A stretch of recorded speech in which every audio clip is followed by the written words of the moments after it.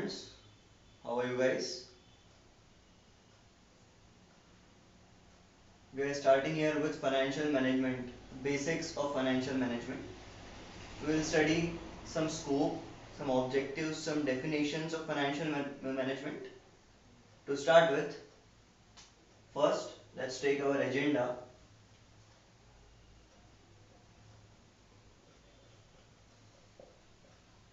Financial management. First, definition we'll study and grasp. Then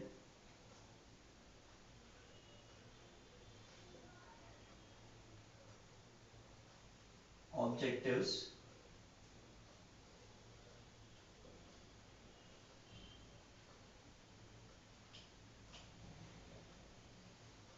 Third will be aspects. For now, this much is our agenda. If we'll get some remaining time, we'll go further.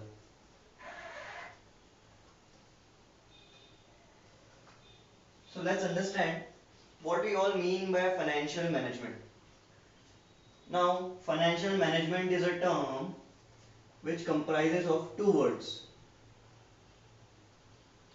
financial and management. So that makes it a combo of finance and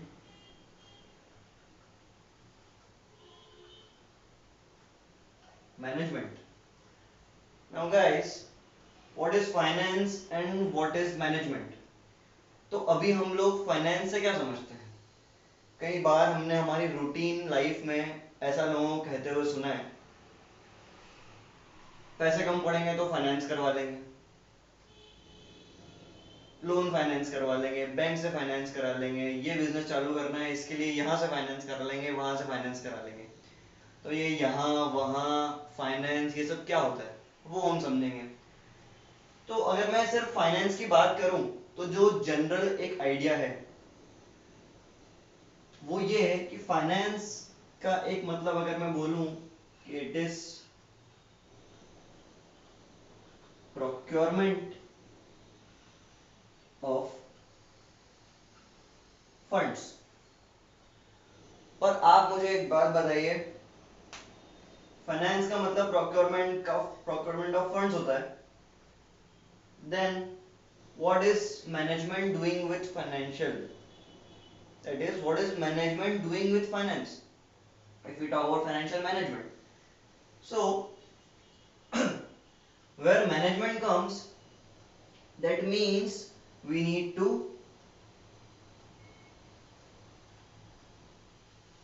manage. Now it's about financial management, it's just not about finance.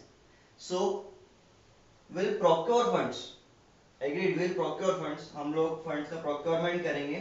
But जब हम financial management की बात कर रहे हैं तो उसमें एक और स्टेप जुड़ जाएगी, वो होगा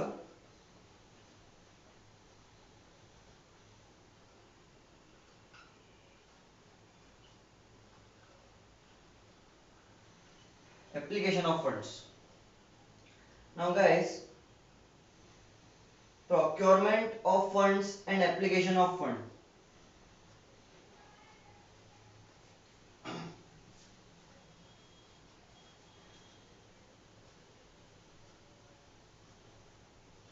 अब अगर मैं फाइनेंशियल मैनेजमेंट की डेफिनेशन दूं तो वो कुछ इस तरीके से, procurement of funds plus application of funds. Procurement of funds क्या हुआ, पहले तो फंड्स क्या हुआ? सो फंड्स इज हार्ड मनी या किसी भी फॉर्म में मनी। अगर मुझे अपना एक बिजनेस स्टार्ट करना है तो मुझे उसके लिए कैपिटल की जरूरत पड़ेगी और उस कैपिटल को मुझे कहीं ना कहीं से तो लाना होगा। अब वो कैपिटल या तो मेरे पास खुद होगी और या फिर मुझे वो कहीं से अरेंज करनी होगी in the form of some, you can say equity or you can say debentures। तो ये जो फंड्स होंगे ये हमें कहीं ना कहीं से तो चाहिए होंगे, तो हम उन्हें लेकर आएंगे, फिर हम उन्हें बिजनेस में अप्लाई करेंगे। फाइनेंशियल मैनेजमेंट में हम इतना ही करते हैं, अगर मैं एक आपको ओवरव्यू दूं तो। लेकिन कहीं से भी फंड्स लाना और कहीं पर भी अप्लाई करना फाइनेंशियल मैनेजमेंट होगा क्या? वो तो एक फाइनेंशियल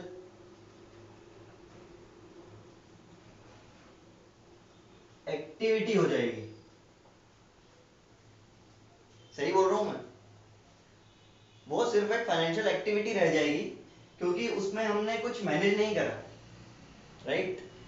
हम कहीं से फंड्स लेके आए, से हमारे खुद के पास 10 लाख रुपए रखे थे, हम 10 लाख रुपए लेके आए और हमने उसे कहीं डाल दिया, कहीं फेंक दिया। तो हमारे पास जो फंड्स थे हम वो प्रोक्योर करके लाए और हमने उसे किसी ऐसी जगह पे या किसी ऐसे बिजनेस में डाल दिया जहां उसका कोई शायद मतलब ही नहीं था, या वो एक लॉस मेकिंग बिजनेस था और हमने उसमें पैसा डाल दिया। तो वो क्या हुआ? वो फाइनेंशियल मैनेजमेंट है क्या?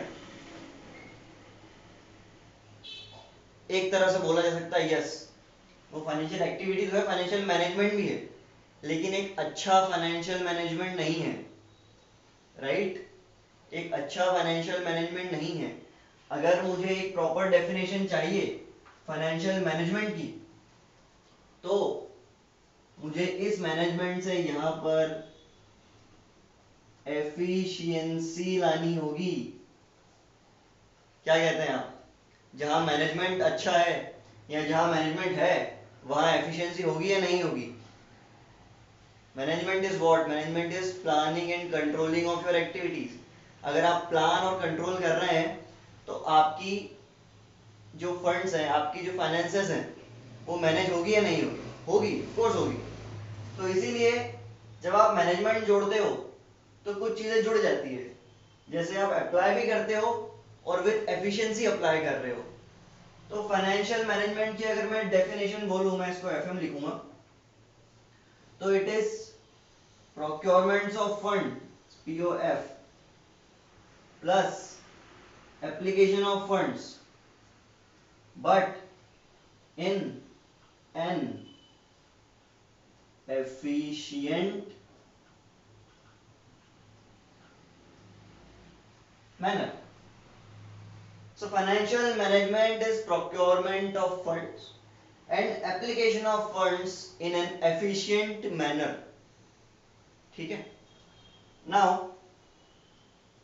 अगर मैं फाइनेंशियल मैनेजमेंट की डेफिनेशन की बात करूं तो यही डेफिनेशन होगी। Financial management is efficient procurement of funds and efficient application of funds. तो हमने डेफिनेशन पढ़ ली और इसी के साथ हमने दो एस्पेक्ट्स पढ़ लिए। ठीक है? एस्पेक्ट्स क्या थे उसके? Procurement of funds is the first aspect and application of funds is the second aspect. These are the two aspects of financial management. और कुछ हो भी सकता है? नहीं, क्योंकि अगर एक ब्रोडर वे में देखा जाए तो फाइनेंस को लेकर आना बिजनेस में और उसको कहीं अप्लाई करना, कहीं भी हो वो, शायद किसी भी एसेट में या किसी भी दूसरे प्रोजेक्ट्स में उनको अप्लाई करना, ये कंप्लीट एक साइकिल कहलाता है, राइट? फाइनेंस का जो साइकिल होता है वो यही होता है। अगर मैं देखूं तो प्रोक्योरमेंट ऑफ फंड्स और एप्लीकेशन ऑफ फंड्स में कहीं कमी नहीं दिखती है। It's a complete cycle. पैसा आया और पैसा गया, that's it. We are again at nil, we have a liability standing and we have a asset standing, right? So finance और अकाउंट्स की टर्म और किसी भी तरीके से देखें तो procurement, application of funds can be the only aspects of financial management, right? अब हम इन दोनों एस्पेक्ट्स को भी अच्छे से समझते हैं। मैंने थोड़ा ऑर्डर यहाँ चेंज करा है, ऑब्जेक्टिव को मैं बाद में लूंगा।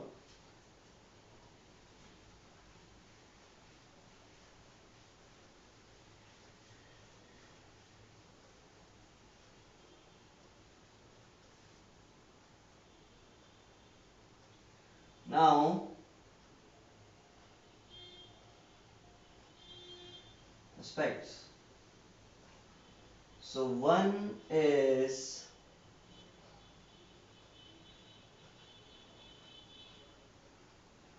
procurement, other is application. इन दो टर्म्स को मुझे नहीं लगता मुझे ज्यादा समझाने की जरूरत है, क्योंकि सेल्फ एक्सप्लेनेटरी है काफी। प्रोक्योरमेंट मींस फंड को लाना, एप्लीकेशन मींस लगाना। नाउ प्रोक्योरमेंट कैसे होगा, तो उसके कई तरीके होते हैं। 1 सेकेंड।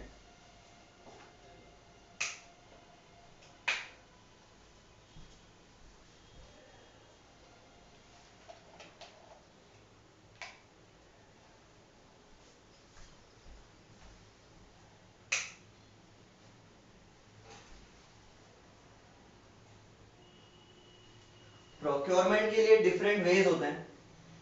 पहला,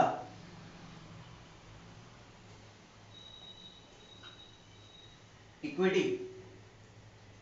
इक्विटी क्या होती है भाई, आज मैं एक एंटरप्रेन्योर हूं और मुझे एक बिजनेस स्टार्ट करना है, तो मुझे लोन कब मिलेगा? मुझे लोन भाई तब मिलेगा जब मेरे पास पहले खुद कुछ लगाने को होगा। अगर मुझे 50 लाख का एक बिजनेस स्टार्ट करना है और मुझे 50 लाख बैंक से चाहिए, तो बैंक जाकर देगी क्या? नहीं। हमें उसके लिए पहले खुद कुछ पैसा लगाना पड़ेगा, हमें अपना ओनर्स फंड लगाना पड़ेगा। This is equity, that is owner's fund. इसको हम कई बार कैपिटल के नाम से भी जानते हैं, शेयर कैपिटल के नाम से भी जानते हैं। अगर आप कॉर्पोरेट वे में देखें तो ये शेयर कैपिटल के नाम से भी जाना जाता है। जिस कंपनी में जो भी शेयर की मार्केट वैल्यू होती है वो उसकी इक्विटी होती है। माफ कीजिएगा, मार्केट वैल्यू नहीं, बुक वैल्यू जो होती है वो उसकी इक्विटी होती है। तो इक्विटी किसी भी ऑर्गेनाइजेशन के जो प्रोपरेटर होते हैं या उनको सेटअप करने वाले जो लोग होते हैं, या अगर मैं बोलूँ तो उसके जो ओनर्स होते हैं, उनका जो पैसा लगा हुआ होता है बिजनेस में, वो इक्विटी होती है। आप कहेंगे कि भाई अगर पैसा मेरा ही है तो वो प्रोक्योरमेंट कहाँ हुआ? प्रोक्योरमेंट हुआ। प्रोक्योरमेंट क्यों हुआ? बिकॉज हमने कहीं बचपन में 11th 12th में पढ़ा है कि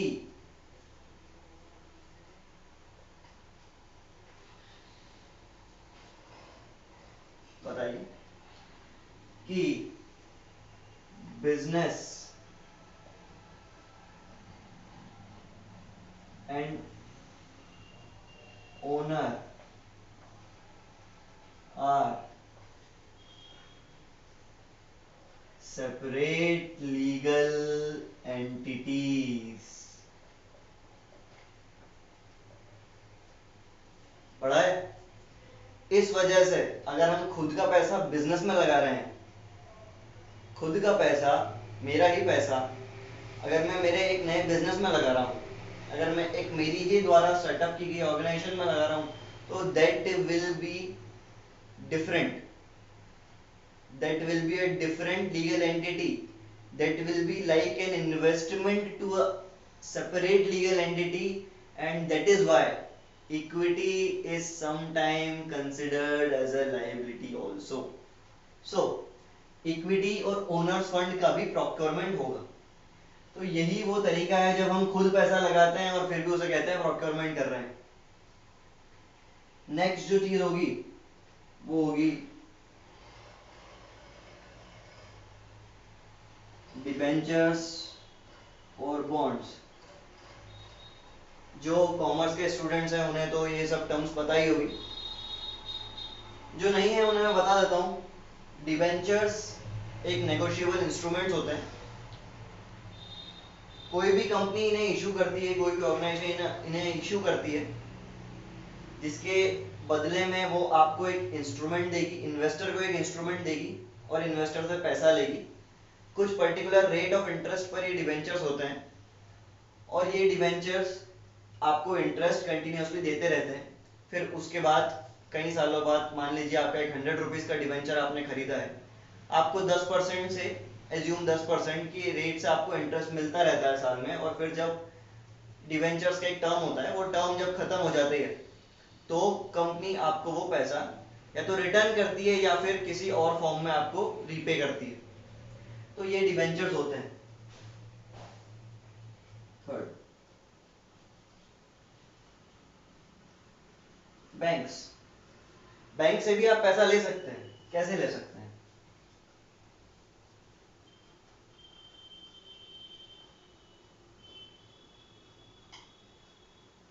commercial loans,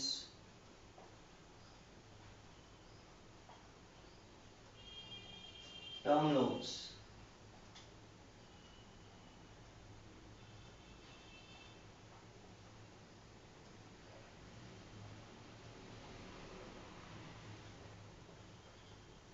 bank guarantee. Bank से कई तरह के लोन्स मिलते हैं, जैसे कमर्शियल लोन्स या फिर इन्हें टर्म लोन्स भी कहा जाता है। मैं दोनों बोलूं, ज्यादा डिफरेंस नहीं है दोनों में। इसमें बैंक आपको कुछ लीगल प्रोसीजर्स कंप्लीट करने के बाद एक specific sum of money provide करती है, जो कि कुछ पर्टिकुलर कंडीशंस पे होता है, कुछ पर्टिकुलर सिक्योरिटीज पे होता है, बिना सिक्योरिटीज के नहीं मिलता है। तो कमर्शियल और टर्म लोन्स में आपको बैंक पैसा देती है और कुछ एक पर्टिकुलर सम ऑफ मनी देती है बैंक, और उस पर कुछ रेट ऑफ इंटरेस्ट चार्ज करती है। जनरली ये 12-14%, 14% तक होता है, 15% तक होता है। तो ये इंटरेस्ट अमाउंट चार्ज करके बैंक हमें पैसा देती है वन टाइम, ताकि हम अपने बिजनेस में उसको लगा सकें।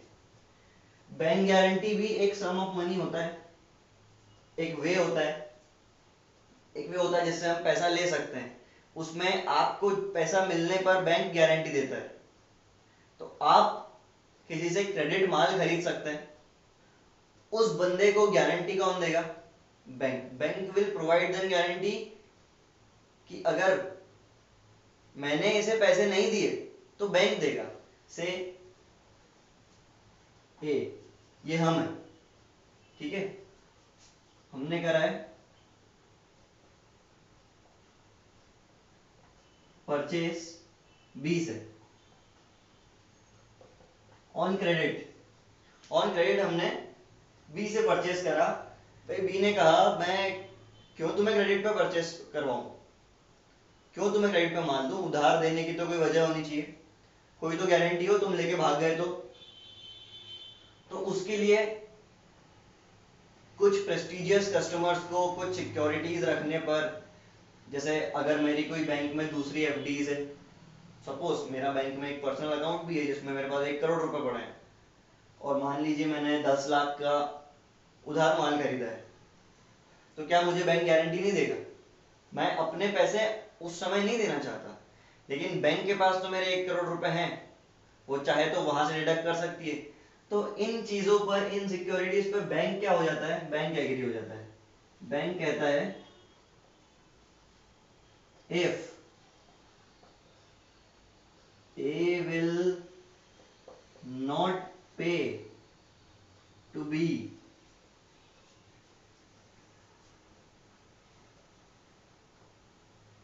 Bank will pay to B.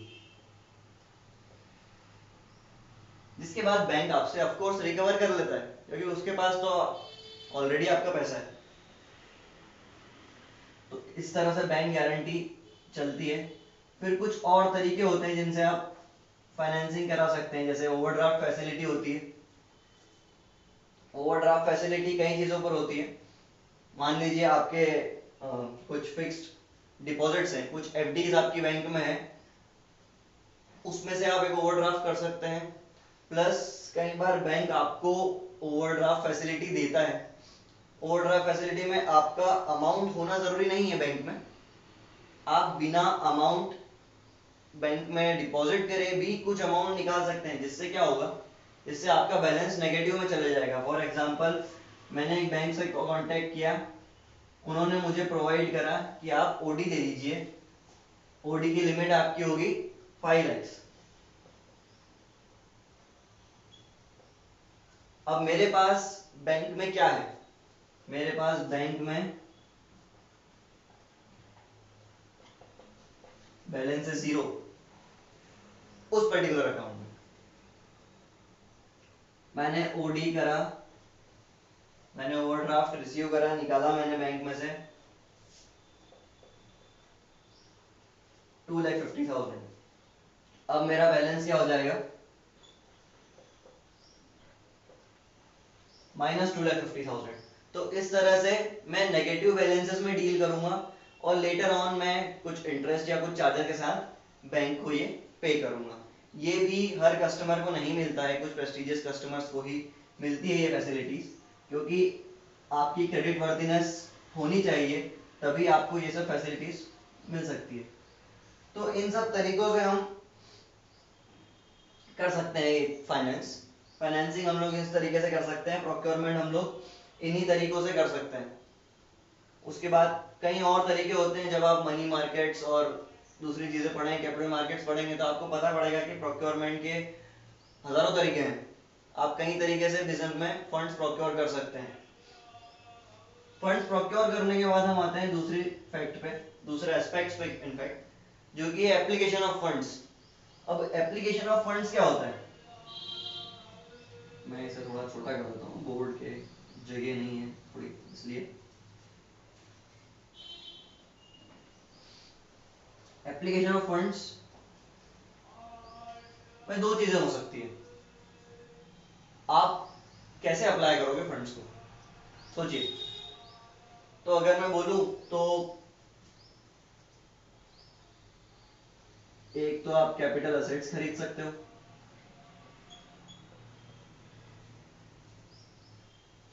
ये एक तरीका है जिससे आप फंड्स को अप्लाई कर सकते हो। प्लस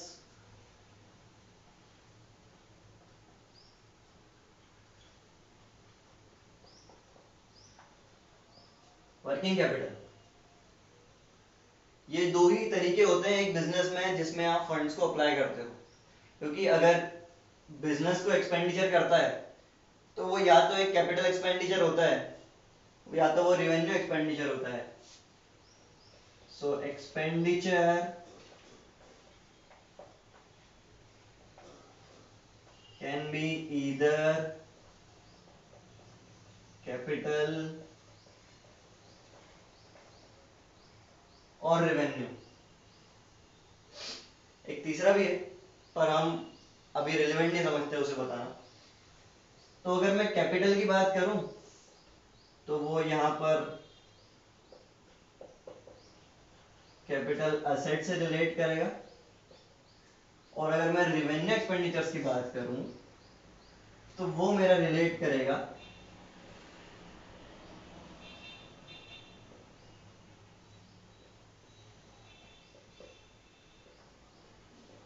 वर्किंग कैपिटल से। कैसे, आप सोचिए, अगर मैं एक बिजनेस में फाइनेंस करवाता हूं, अगर मैं सपोज 10 लाख रुपए लेके आता हूं, तो मैं क्या करूंगा। देखिए, अगर मैं 10 लाख रुपए मेरे बिजनेस में लेके आता हूं तो दो ही तरीके से अप्लाई हो सकते हैं। अप्लाई मीन्स उसको अप्लाई करना, अप्लाई करना या नहीं करना ये मेरे ऊपर है। तो अगर मैं से 10 लाख के फंड्स लेके आता हूं, my equity is 10 lakhs, तो इन दैट केस 10 लाख मेरा प्रोक्योरमेंट हो गया, राइट। से मैंने कैश रख लिया मेरे पास 2 lakhs का, तो ये क्या होगा, ना ये प्रोक्योरमेंट होगा ना ये एप्लीकेशन होगा। सही है, कि प्रोक्योरमेंट तो हम कर चुके हैं, कैश मेरे पास रखा हुआ है। तो वो अगर मैं बोलूं तो मैंने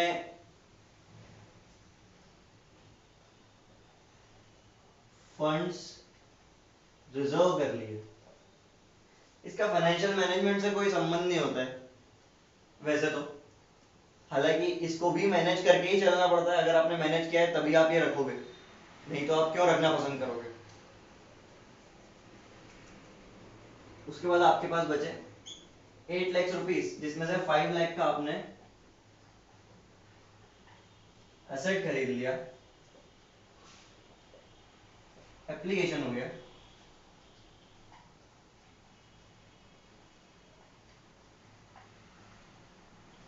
3 लाख का आपने स्टॉक खरीद लिया, ये भी एप्लीकेशन हो गया।